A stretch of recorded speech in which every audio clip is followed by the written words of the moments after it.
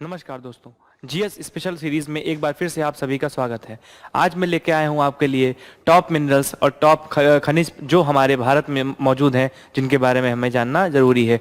और साथ ही साथ हम ये जानेंगे कि किस राज्य में उसका उत्पादन सबसे ज़्यादा होता है और भारत का योगदान कैसे ज़्यादा है। चलिए तो आज देखते हैं कौन कौन से हम खनिजों के बारे में बात करने वाले हैं। तो उनमें हम बात करेंगे आज सोना की, जो गोल्ड है, उसके बाद अभ्रक यानी कि माइका, चूना पत्थर, लाइमस्टोन, डोलोमाइट और यूरेनियम। तो आज हम इन 5 मिनरल्स के बारे में जानने वाले हैं कि कौन सा राज्य इनमें सबसे बड़ा उत्पादक है। साथ ही साथ यह जानेंगे कि इनका क्या रोल होता है, कहाँ इंडस्ट्री में ये यूज होते हैं। तो सबसे पहले अगर हम बात करते हैं सोना की, तो सोना जैसा कि आप सबको पता है, सोना जो होता है वो येलो गोल्ड मेडल है, जिसका सबसे ज़्यादा ज़रूरत होती है हमारी ज्वेलरी मेकिंग में, और एक तरह से एक बहुत वैल्यूएबल स्टोन माना जाता है हमारी सोसाइटी में।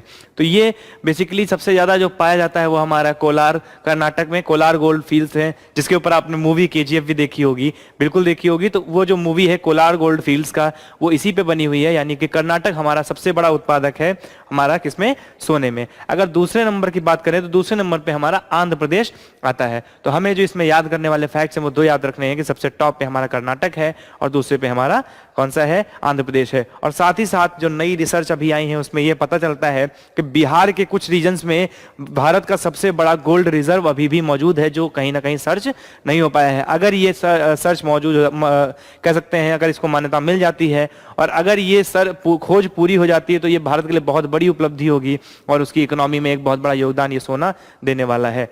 अगर अगली धातु की हम बात करें तो ये धातु है हमारे लिए माइका। माइका यानी कि अभ्रक। अभ्रक जो होता है हमारा, ये सबसे बड़ा उत्पादन अगर देखें तो इसमें झारखंड करता है, सबसे बड़ा उत्पादक देश राज्य हमारा झारखंड है। राजस्थान का इसमें उत्पादन दूसरे नंबर पर होता है। और भारत के लिए जो सबसे खास बात है वो ये है कि विश्व का 60% जो उत्पादन होता है माइका का, वो भारत करता है। तो भारत का जो है माइका उत्पादन में एक बहुत बड़ा योगदान रहता है। यहाँ तक कि भारत का जो झारखंड के कोडरमा जिला है, कोडरमा स्थान है, उसको विश्व की कह सकते हैं आप अभ्रक राजधानी भी बोला जा सकता है। वो भारत की माइका जो है आपकी माइका कैपिटल बोली जाती है। माइका कैपिटल बोला जाता है किसको, कोडरमा को। यानी कि अगर हम देखें तो भारत का बहुत महत्वपूर्ण योगदान है हमारे माइका के प्रोडक्शन में। अगर हम अगली धातु उठाते हैं, उससे पहले बात करें हम लाइमस्टोन की, तो लाइमस्टोन असल में क्या होता है, तो लाइमस्टोन बेसिकली ऐसी सेडिमेंट्री रॉक्स होती हैं, ऐसे सेडिमेंट्री रॉक्स मतलब सेडिमेंट्री रॉक्स का मतलब तलछटी चट्टान होती हैं, जिनमें कैल्शियम कार्बोनेट का जो परसेंटेज होता है वो जब ज्यादा होता है, वो ज्यादा बढ़ा हुआ होता है, तो उन तलछटी चट्टानों को यानी उन सेडिमेंट्री रॉक्स को हम लाइमस्टोन कहते हैं।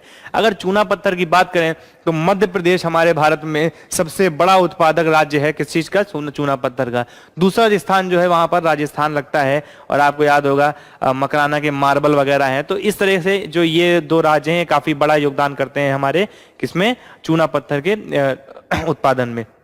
आपको याद होगा कि जो राजस्थान का एरिया है उसमें अरावली रीजन पड़ता है, उसमें जो रेजिडुअल माउंटेन्स है वहां पर से भी इनका उत्पादन होता है, वहां से ये काटे जाते हैं। तो कहीं ना कहीं चूना पत्थर जो हमारा है राजस्थान और मध्य प्रदेश रीजन से पाया जाता है। तो आप इसकी फोटो भी देख सकते हैं, देखिए एकदम व्हाइट पत्थर चमक रहा है। अक्सर आप देखे होंगे जो संगमरमर वगैरह है, इन सबका उत्पादन भी उसी रीजन से किया जाता है। मकराना के पत्थर जो है वो काफी फेमस है राजस्थान के।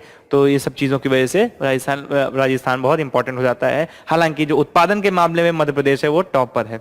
अगर उसके बाद हम बात करें डोलोमाइट की, तो डोलोमाइट क्या होता है, डोलोमाइट बहुत ही एक इंपॉर्टेंट खनिज पदार्थ होता है।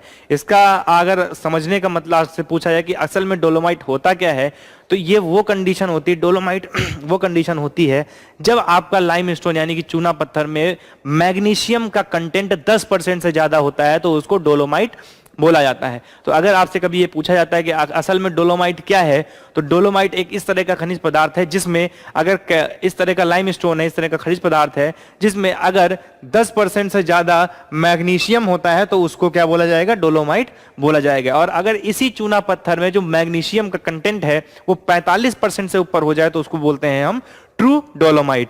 तो कहीं ना कहीं जो डोलोमाइट है वो एक तरह से चूना पत्थर में मैग्नीशियम का कंटेंट ज्यादा होने पे बन जाता है। अब अगर बात करें प्रोडक्शन की, तो भारत में जो सबसे ज्यादा प्रोडक्शन होता है वो उड़ीसा करता है डोलोमाइट का।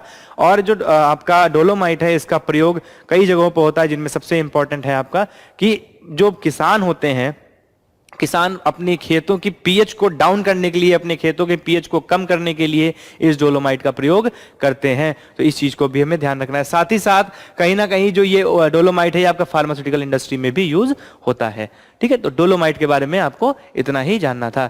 डोलोमाइट के आप फोटो देखना चाहें तो देख सकते हैं, एकदम चमकदार पत्थर की तरह ये भी है। हालांकि इसमें क्योंकि मैग्नीशियम का कंटेंट ज्यादा है इस वजह से इसमें शाइन वगैरह, इसकी फिजिकल प्रॉपर्टीज में कुछ चेंजेस आ जाते हैं। अगला अगर हम उठाएं तो यूरेनियम। यूरेनियम के बारे में आप सब जानते हैं, काफी इंपॉर्टेंट पदार्थ होता है। कहीं ना कहीं यूरेनियम हमारी एनर्जी नीड्स को पूरा कर सकता है। हालांकि भारत में ये बहुत कम मात्रा में पाया जाता है, लेकिन फिर भी कहीं इसका उपयोग जो है हम करते हैं और हमारी जो एनर्जी सेक्टर है उसमें इसका प्रयोग करने की लगातार हम कोशिश कर रहे हैं, और हम कोशिश कर रहे हैं कि इसको हम मैक्सिमम यूटिलाइज कैसे कर सके। तो अगर बात करें उत्पादन की और इसके पाए जाने की, तो झारखंड का बीरभूम जिला, सिंहभूम जिला और हजारीबाग जिला जो है हमारा, यहाँ पर ये काफी प्रचुर मात्रा में पाया जाता है। साथ ही साथ बिहार के गया जिला में और उत्तर प्रदेश के सहारनपुर में भी इसकी मौजूदगी पाई जाती है। अगर हम बात करें पूरे विश्व पटल पर, तो भारत में सिर्फ 2% का यूरेनियम होता है। हालांकि अभी भी इसमें मैक्सिमम यूटिलाइजेशन नहीं हो रहा है और मैक्सिमम माइनिंग नहीं हो पा रही है, इसलिए भारत को अपना यूरेनियम इंपोर्ट कराना पड़ता है, और इसी वजह से भारत में एनर्जी सेक्टर में अभी भी न्यूक्लियर एनर्जी का रोल बहुत कम है। अगर हम इसको पा पाए आगे जाकर, हम इसका टेक्नोलॉजिकल यूज कर पाए, इन अपने रिसोर्सेज का मैक्सिमम यूटिलाइजेशन कर पाए, तो कहीं ना कहीं यूरेनियम हमारे लिए एक बहुत बड़ा वरदान साबित होगा। और कल को हमारे यहाँ पर जो पावर की समस्या अक्सर रहती है, पावर इंफ्रास्ट्रक्चर है, वो एक मजबूत रूप ले लेगा। तो दोस्तों आज हमने पढ़ा कुछ इंपॉर्टेंट मिनरल्स के बारे में जो हमारे भारत में कुछ जरूरी राज्यों में पाए जाते हैं। आप देख सकते हैं यूरेनियम का कलर टेक्सचर थोड़ा येलोइश कलर का है। ये यूरेनियम अक्सर हर जगह नहीं, बहुत लिमिटेड जगहों में पाया जाता है, और जो मोनोजाइट है वहां से इसको एक्सट्रैक्ट किया जाता है। तो दोस्तों आज हमने कुछ इंपॉर्टेंट मिनरल्स के बारे में पढ़ा।